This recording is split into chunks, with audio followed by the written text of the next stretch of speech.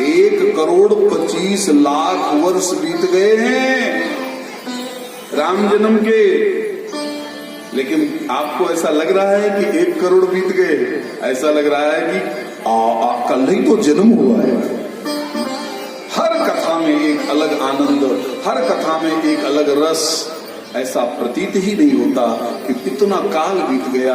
भैया बस यही आनंद है। हमारे यहाँ रामनवमी का उत्सव वैसा ही लगता है, कृष्ण जन्माष्टमी का उत्सव वैसा ही लगता है। 5 उत्सव हमेशा मनाइए जब तक भगवान शरीर में हिम्मत दे और शक्ति दे और सामर्थ्य दे। 5 उत्सव कभी मत छोड़ो। एक तो रामनवमी कभी न छोड़िए, रामनवमी का हो सके तो व्रत भी रहिए। और दूसरा कृष्ण जन्माष्टमी, ये भी उत्सव अपने घर में मनाना चाहिए। प्रतिवर्ष आप क्यों नहीं मनाते? प्रतिवर्ष ये जो कथा होती है इसका उद्देश्य क्या है? स्थापना दिवस का उत्सव है। हमारे बालाजी सरकार की स्थापना हुई है, उस उत्सव में ये राम कथा भागवत कथा होती है। इसलिए आप लोग भी उत्सव मनाया करें। उत्सव का अर्थ क्या है? उत माने ईश्वर, सव माने जो प्रकट कर दे, जो ईश्वर को प्रकट कर दे, जो राम जी को प्रकट कर दे, उसका नाम उत्सव है। इसलिए 5 उत्सव हमेशा मनाओ। गिन लीजिए, रामनवमी, कृष्ण जन्माष्टमी, और तीसरा थोड़ा आप भी तो बताओ, हनुमान जयंती, हनुमान जी का जब जन्म हुआ है। चौथा शिवरात्रि, और 5वां नवरात्रि। ये 5 उत्सव हमारे घर में होना चाहिए। उत्सव मनाया जाए। एक दिन की और आपको घटना सुना दूं। वैसे देखो रामचरितमानस में बाल लीला कम है और भागवत में कृष्ण की बाल लीला बहुत है, राम जी की ज्यादा बाल लीला नहीं है। एक और छोटी सी बाल लीला सुन ले।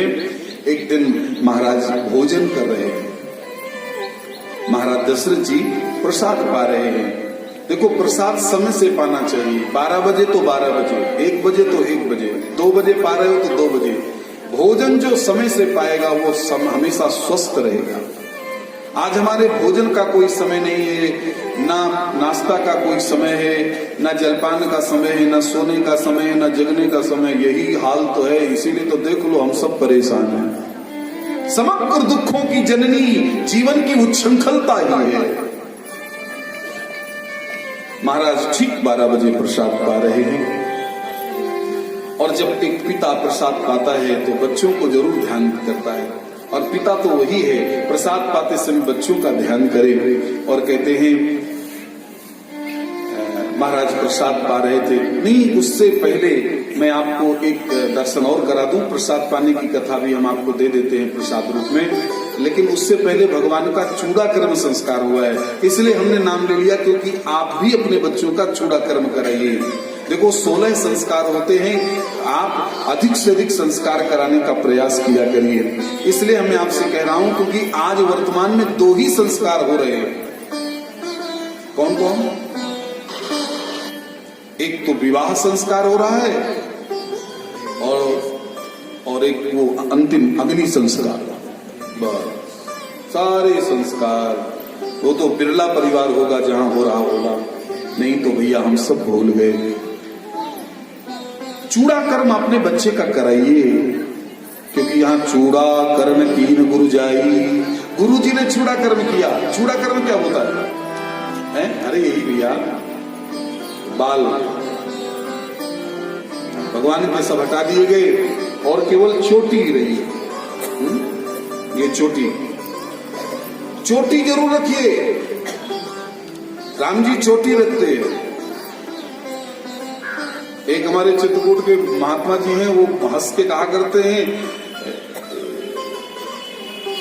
पुरुष से ज्यादा बोले स्त्री को बुद्धि ज्यादा होगी। तो वो हंस के कहते थे क्यों? बोले वो चोटी रखती है और ये पुरुष कटा देता। अभी यहाँ इतने भाई लोग बैठे हैं, कुछ ही भाई के पास चोटी होगी, और आप देखना जब पूजा में बैठोगे तो पंडित जी सबसे पहले यही कहेंगे अपवित्र पवित्रो वा सर्वावस्थांग दो विवाह यह स्मृत पुंडरीकाक्ष सभाभ्यंतरा शुचि केशवाय नमः नारायणाय नमः माधवाय नमः। चोटी बांधो। अब देखो तो चोटी है ही नहीं, तो पंडित क्या कहेगा? तो एक काम कर, जहां चोटी रहती वहां ऐसे मार दो। मारने वाले से काम नहीं चलेगा, यदि है तभी तो बांधो। याद रखना, चोटी होना हमारी संस्कृति है। चोटी जनेऊ होना ही चाहिए। यदि चोटी और जनेऊ हम नहीं धारण करके तो अभी हम बहुत पीछे हैं।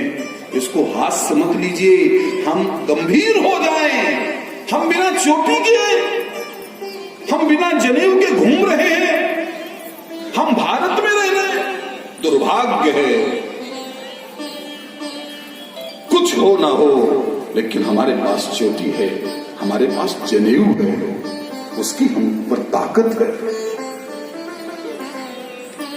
इसके बाद भगवान का यज्ञोपवीत भी होता है। देखो, यज्ञोपवीत भी गले में होना बहुत जरूरी है। और यज्ञोपवीत की महिमा मैं अपने जीवन की आपको भी सुना दूं। एक बार जीवन में हमारे सामने भी भूत आया। भूत माने कोई एक स्त्री को भूत आते थे, तो हम भी उसी घर में रहे, कथा सुनाने गए थे। तो उन्होंने कहा कि महाराज जी जरा देखो कौन है। तो कहते हैं ना, जिसके बारे में जानकारी ना हो तो ज्यादा आगे आगे नहीं होना चाहिए। लेकिन हम भी आगे आगे हो गए। हमने कहा देखे, हम भी झाड़े। देखा करते थे कि लोग भूत को कैसे झाड़ते हैं, तो हमने सोचा चलो हम भी भिड़ते। तो हम जैसे ही बैठे और उसको वाकई में बड़ा भारी भूत था। तो वो क्या कहा पता है?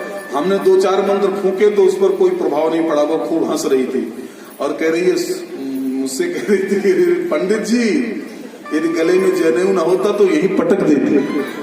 ऐसे तो आप विश्वास करना, मुझसे उसने कहा कि पंडित जी गले में जनेऊ शुद्ध ना होता तो आपको भी पटक देती। तब मुझको उस दिन पता चला कि यज्ञोपवीत हमेशा शुद्ध रहना चाहिए। यदि यज्ञोपवीत शुद्ध है तो दुनिया की कोई ताकत नहीं है, भूत प्रेत के साथ जो आपको छू सके। इसलिए यदि ब्राह्मण के शरीर में, ब्राह्मण के घर में हम पैदा हुए हैं, तो जो यहाँ ब्राह्मण लोग बैठे हों, याद रखना, जब आपका बालक 8 वर्ष का हो जाए, 8, 9, 10, 11, 12, 13, 14, 15, 16 तक उसके कंधे में, गले में, कंधे में यज्ञोपवीत धारण कर दो। क्योंकि गायत्री माता इंतजार करती है। ब्राह्मण के बच्चे के कंधे में जनेऊ पड़ा कि नहीं पड़ा? कितने साल तक इंतजार करती है? 16 साल तक गायत्री माता इंतजार करती है। याज्ञवल्क्य की स्मृति में ऐसा लिखा है। और 16 साल तक ब्राह्मण के बच्चे के गले में जनेऊ नहीं पड़ा तो गायत्री हमेशा हमेशा के लिए रुष्ट हो जाती। रुष्ट। यदि यहाँ कोई वैश्य बैठा हो, वैश्य परिवार में आप जन्म लिए हो, तो याद रखना, जब आपका बालक ब्राह्मण 8, वैश्य 12, ब्राह्मण के बालक को 8 से यज्ञोपवीत पहना सकते हैं, लेकिन वैश्य को नहीं। वैश्य को 12 से लेकर के 24 तक गायत्री माता इंतजार करती है। यदि वैश्य के बालक के कंधे में जनेऊ नहीं पड़ा तो गायत्री रुष्ट हो जाएगी। यदि कोई क्षत्रिय बैठा हो तो बंधु, क्षत्रिय परिवार में यदि बालक पैदा हुआ है तो क्षत्रिय के लिए 11 से 22 है। 11 से 22 तक में उसके गले में यज्ञोपवीत होना चाहिए, तो उस बालक की रक्षा होती है। भैया,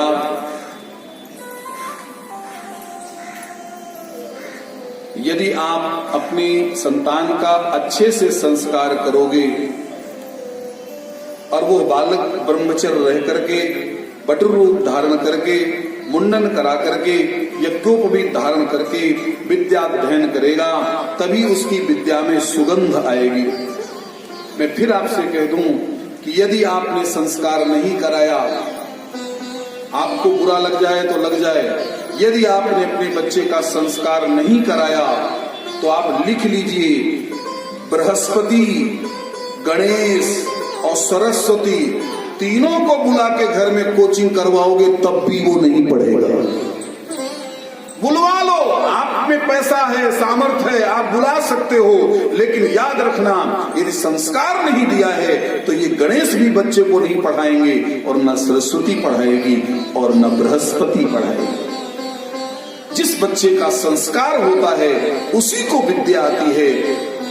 आज हम बहुत दुख के साथ कहना चाहते हैं कि हर चीज का निर्माण हो रहा है, पुल बन रहे हैं, मकान बन रहे हैं, दुकान बन रही है, सब निर्माण हो रहा है, लेकिन चरित्र निर्माण नहीं हो रहा।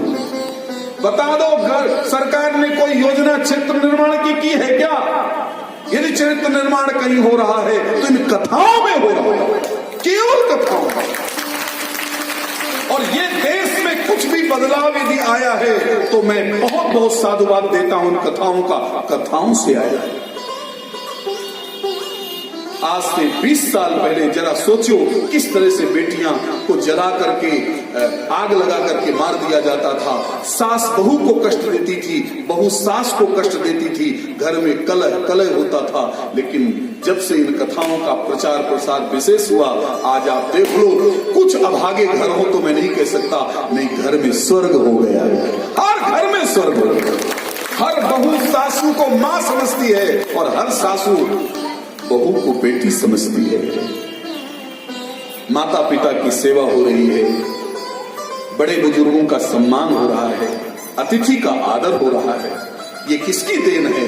ये कथाओं की देन है, महापुरुषों की देन है। इसलिए हम सब कथाओं से जुड़े रहें, अपनी संतानों को भी भगवान की कथाओं से जोड़े रहें, मंदिरों से जोड़े रहें। कभी आप मंदिर जाया करो तो बच्चे से कहा करो, चलो बेटा तू भी चल, क्योंकि मंदिर में एक ऊर्जा आती है और वो ऊर्जा बच्चे को संस्कार देती है। कथाओं में भी बच्चों को लाइए, ऊर्जा देती है। इस तरह से भगवान के सारे संस्कार होते हैं। एक दिन महाराज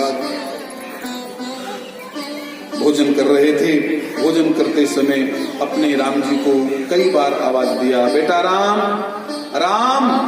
राम वहां खेल रहे, राम नहीं सुन रहे, आओ बेटा भोजन कर लो।